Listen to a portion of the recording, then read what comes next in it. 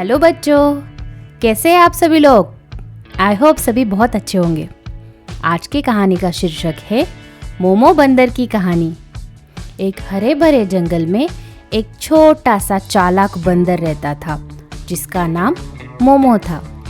मोमो अपनी तेज बुद्धि के लिए पूरे जंगल भर में जाना जाता था। वह पेड़ों से भी हवा से भी तेज झूल सकता था और सबसे रसीले फलों को ऊंचे ऊंचे पेड़ों से ढूंढने की कला के लिए जाना जाता था। लेकिन मोमो में एक कमी थी, वह बहुत लालची था। एक सुनहरी सुबह जब मोमो एक पेड़ से दूसरे पेड़ पर छलांग लगा रहा था, उसने दूर एक चमक देखी। उत्सुकता से भरकर उसने उस रोशनी का पीछा किया और एक छुपे हुए बाग में पहुंच गया। बाग के बीचों बीच एक शानदार पेड़ खड़ा था जिस पर सुनहरे फल लटक रहे थे। मोमो की आंखें लालच से चमक उठी। अगर मैं ये सारे सुनहरे फल इकट्ठा कर लूं तो मैं जंगल का सबसे अमीर बंदर बन जाऊंगा, उसने सोचा। जैसे ही मोमो ने पहला सुनहरा फल तोड़ा, पेड़ ने बोलना शुरू कर दिया। मोमो, ये जादुई फल है, तुम जितने चाहो ले सकते हो, लेकिन सावधान रहना, जितने अधिक फल तुम लोगे उतनी ही ये भारी हो जाएंगे। लालच से अंधा हो चुका मोमो चेतावनी को अनदेखा कर गया। उसने एक फल लिया, फिर दूसरा, उन्हें अपने बड़े बोरे में भरता गया। जैसे जैसे उसने फल इकट्ठा किए, बोरा भारी होता गया। लेकिन मोमो ने सभी फल लेने की ठान ली थी। जब तक मोमो ने आखिरी फल इकट्ठा किया, बोरा इतना भारी हो चुका था कि वह मुश्किल से ही उसे उठा पा रहा था। संघर्ष करते हुए उसने बोरा अपने कांधे पर लाद लिया और घर की कठिन यात्रा शुरू कर दी।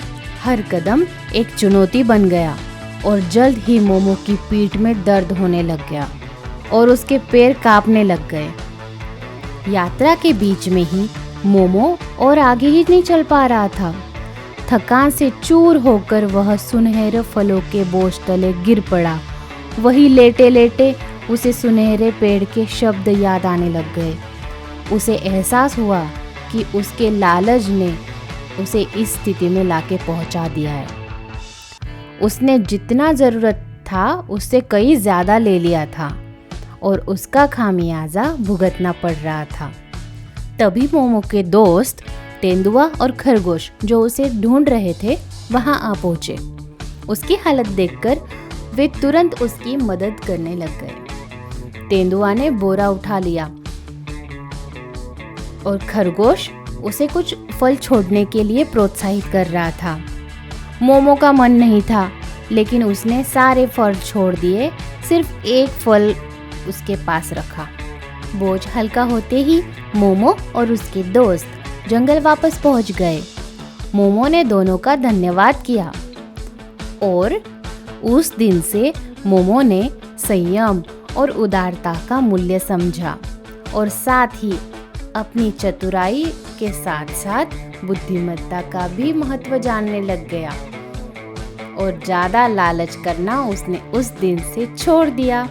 तो बच्चों, इस कहानी से हमें ये शिक्षा मिलती है कि लालच बुरी बला होती है। हमें कभी भी लालच नहीं करना चाहिए। बच्चों, आज की कहानी आपको कैसी लगी कमेंट बॉक्स में ज़रूर बताना और लाइक और सब्सक्राइब करना बिल्कुल ना भूलें। मिलते हैं नेक्स्ट वीडियो में ऐसी इंटरेस्टिंग स्टोरी के साथ। धन्यवाद।